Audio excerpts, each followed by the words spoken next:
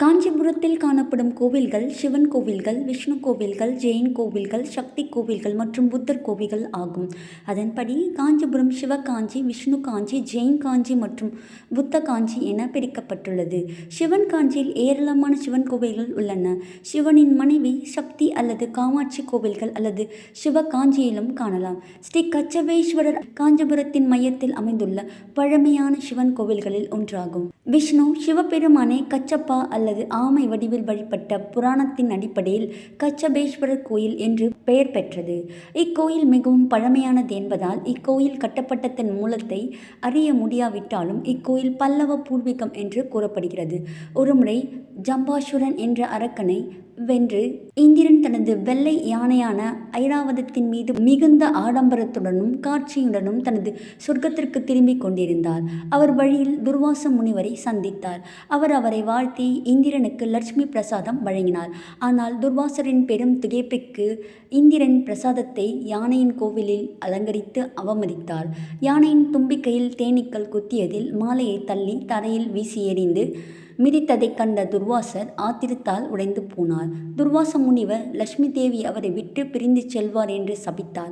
இதனால் அவரது செல்வங்கள் அனைத்தும் பார்க்கடலில் மூழ்கிவிட்டன. மேலும் இந்திரன் செல்வந்தராக இருந்து கந்தலாக மாறினார். கவலையடைந்த இந்திரன் விஷ்ணுவிடம் சென்று இந்த அவமானத்தில் இருந்து தன்னை காப்பாற்றும்படி வேண்டினான். விஷ்ணு பகவான் செல்வத்தை திரும்ப பெறுவதற்காக பார்க்கடலை கலக்க பரிந்துரைத்தார். ஆனால் பெரிய சமுத்திரத்தை மடக்குவது எளிதான காரியம் அல்ல. எனவே அசுரர்கள் மற்றும் தேவலோக வாசத்தலங்கள் இருவரும் சேர்ந்து சமுத்திரத்தை கலக்க ஒப்புக்கொண்டனர். அமிர்தத்தின் போது உருவாக்கப்பட்ட அமிர்தத்தில் சமமான பங்கை பெறுவார்கள். மேரு மலையை கடிவாளமாகவும் வாசுகி என்ற பாம்பை கயிறாகவும் பயன்படுத்தினர்.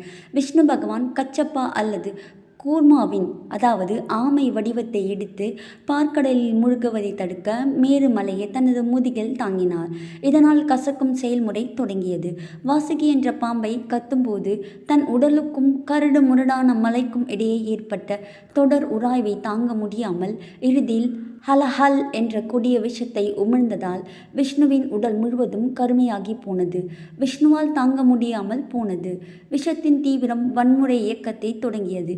இது பார்க்கடலில் உள்ள உயிரினங்கள் மற்றும் பேய்கள் மற்றும் தேவர்களின் உயிருக்கு ஆபத்தை ஏற்படுத்தியது. சிவபெருமான் முழு விஷத்தையும் உட்கொண்டார். மேலும் பார்வதி தேவியால் விஷம் சிவபெருமானத்தின் கழுத்தில் சிக்கியதால் அது நீல நிறத்தை அளித்தது. அன்றிலிருந்து சிவபெருமான் நீலகண்டன் என்று அழைக்கப்பட்டார். அசுரர்களை வெகுவாக விடுவித்து தேவர்கள் சங்கடத்தை தொடர்ந்தனர் மற்றும் இந்திரனின் மதிப்புமிக்க பல பொருட்களை பத்திரப்படுத்தினர். மேலும் தேவர்களால் விஷ்ணு பகவானுக்கு நன்றி உணர்வின் அடையாளமாக வழங்கப்பட்ட விலை மதிப்பற்ற இரத்தினமான கௌஸ்துபம் உட்பட பார்க்கடலில் உள்ள உயிரினங்களுக்கு இடையே ஏற்பட்ட அமைதியின்மைக்கு தானே காரணம் என்று கருதிய விஷ்ணு சிவபெருமானுக்கு ஸ்ரீ கச்சபேஸ்வரராக பூஜை செய்து தவம் செய்ய காஞ்சிபுரம் சென்றார். கச்சபேஸ்வரர் கோயிலில் கிழக்கு நோக்கிய ஒரு தனித்துவமான கோபுரம் உள்ளது. நுழைவாயிலை கடந்து சென்றவுடன் இஷ்ட சித்தி தீர்த்தம் என்ற புனித தொட்டியை அடையலாம்.